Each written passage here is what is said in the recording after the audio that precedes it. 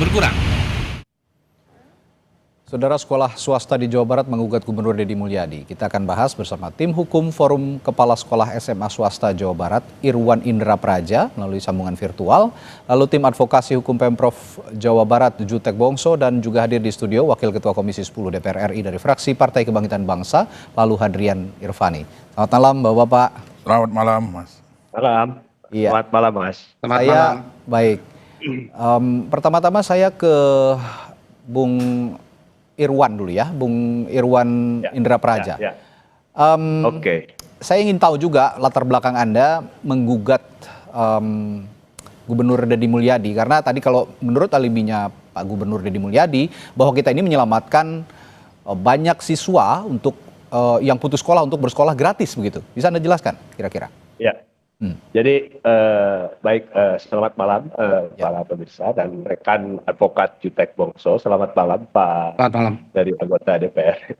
Yang pertama, ada beberapa poin yang kita uji ke Pengadilan Tata Usaha Negara Bandung. Itu adalah tentang terbitnya keputusan Gubernur Jawa Barat tentang petunjuk teknis pencegahan anak putus sekolah ke jenjang pendidikan menengah di Provinsi Jawa Barat.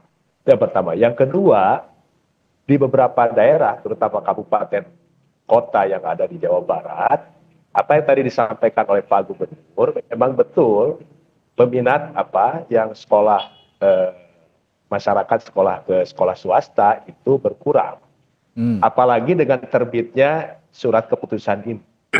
Sehingga seolah-olah di sini menyebutkan yang seharusnya rombongan belajar itu berjumlah 36.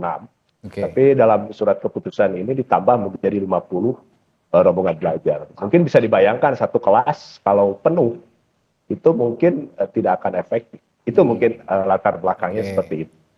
Ya, Anda mengatakan 50 orang itu terlalu banyak dalam satu kelas begitu ya. Tapi menurut Kang Deddy Mulyadi ini justru menyelamatkan siswa yang putus sekolah untuk bisa kembali bersekolah secara gratis. Saya kalau gitu kepala lu jalan tengahnya, sebelum saya nanti tanya juga ke Bung Jutek Bongso. Lalu jalan tengahnya gimana kalau gitu ya? Kang Deddy Mulyadi bilangnya ini kan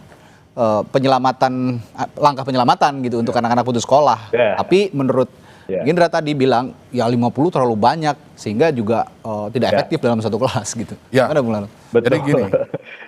Jadi begini. Ya sebentar, saya ke Pak Lalo dulu, saya bertanya sebentar ya, Bung Indra. Oke, silakan. Baik. Ya, jadi gini Mas, penambahan ini tentu ada pertimbangan-pertimbangan. Nah, di dalam aturannya penambahan ini dimungkinkan. Jadi maksimal dalam satu rombel untuk SMA itu memang 36. Ya. Tetapi ada aturan Permendikbudristek nomor 47 tahun 2023, kemudian diperkuat lagi dengan SK Beskap nomor 71 tahun 2024 untuk daerah tertentu. Dengan kata lain pengecualian. Nah, pengecualiannya itu kategorinya adalah daerah dengan jumlah calon siswanya banyak, tetapi di daerah tersebut satuan pendidikannya terbatas. Nah, kita tahu bahwa Jawa Barat ini 658.000 lebih angka putus sekolah, dan itu termasuk salah satu yang tertinggi di Indonesia hari ini.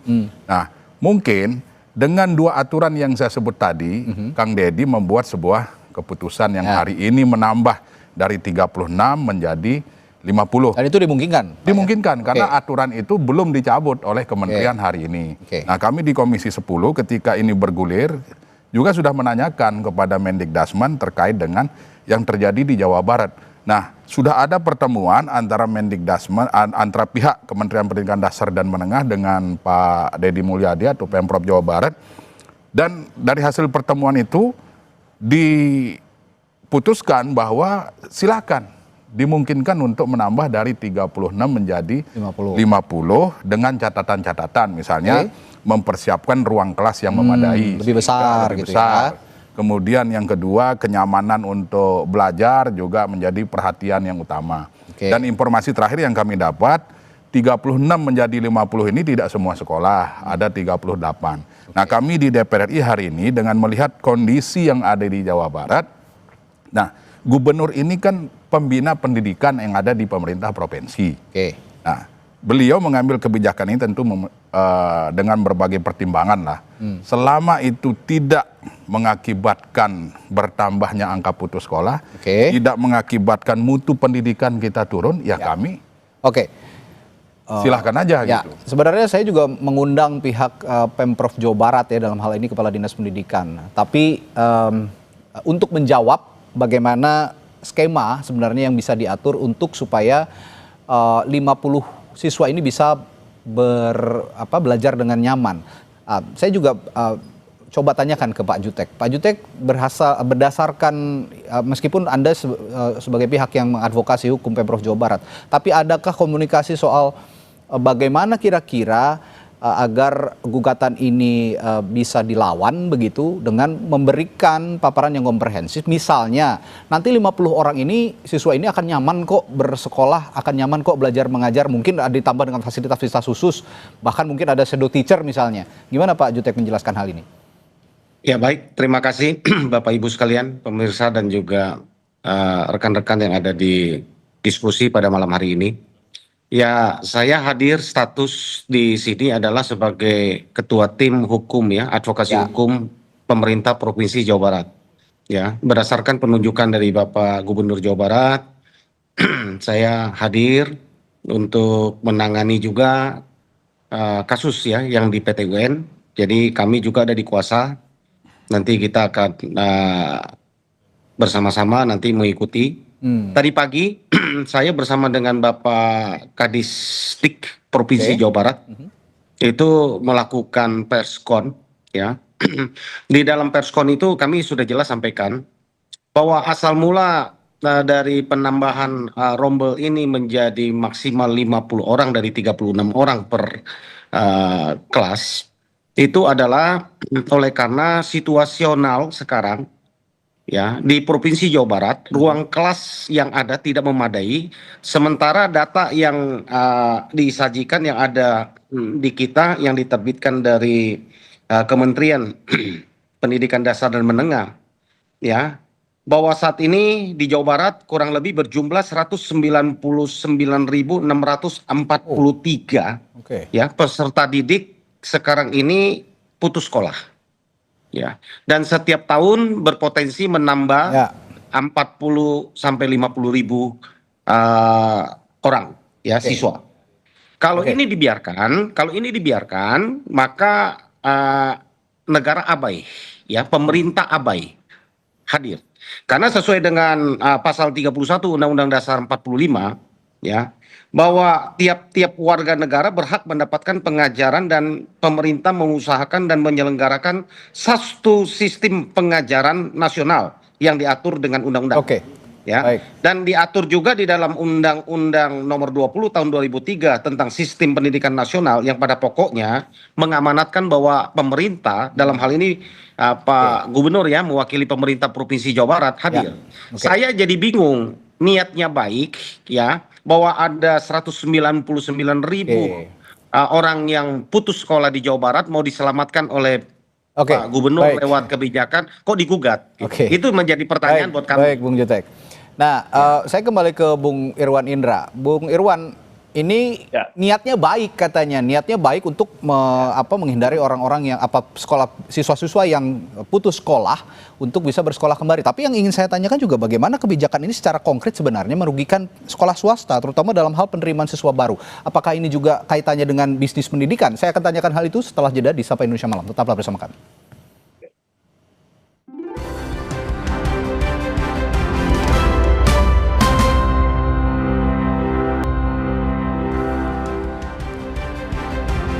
Saudara, alasan 8 organisasi sekolah swasta di Jawa Barat menggugat Gubernur Deddy Mulyadi karena kebijakan penambahan rombongan kelas menjadi 50 siswa membuat sekolah menengah swasta kehilangan calon siswa baru.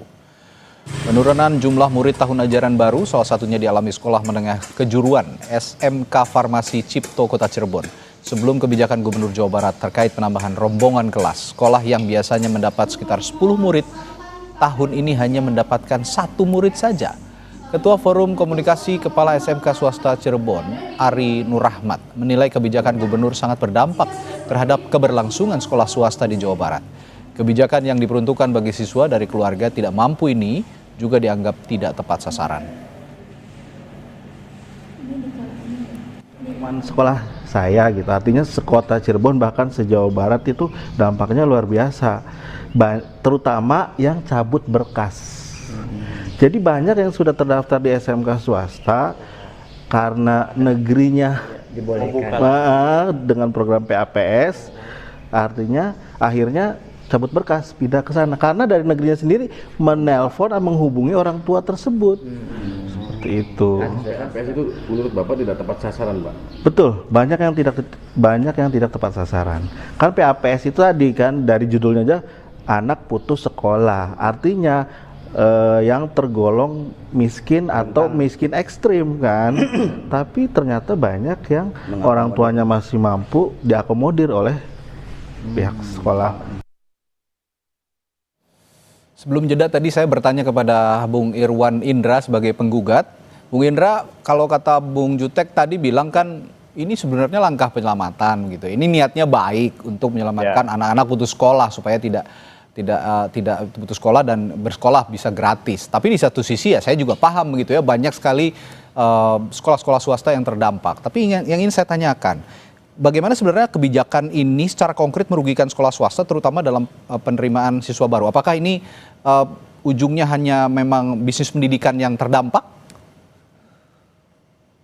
Ya, baik, terima kasih. Saya sepakat tadi disampaikan oleh rekan Jutek Bongso, memang betul. Ya, peran pemerintah dalam pendidikan itu harus lebih optimal. Tapi kita tahu bahwa penyelenggaraan pendidikan itu tidak saja negara atau pemerintah, tapi juga berbasis masyarakat. Artinya ada sekolah-sekolah swasta di mana sebelum Indonesia lahir banyak sudah berdiri kayak Taman Siswa, kemudian Pasundan di Jawa Barat dan sebagainya.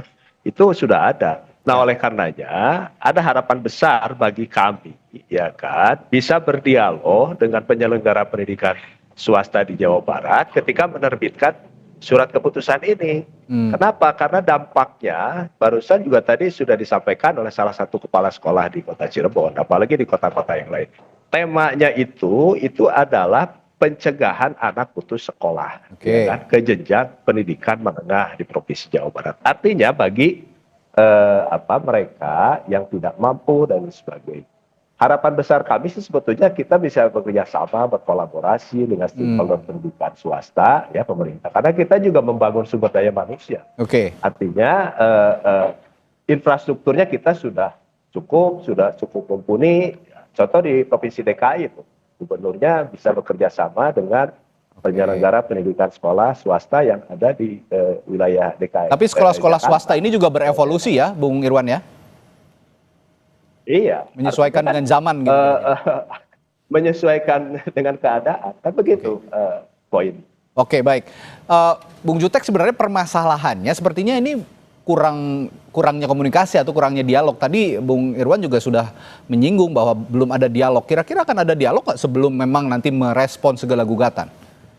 Mas, saya tanggapin dulu ya.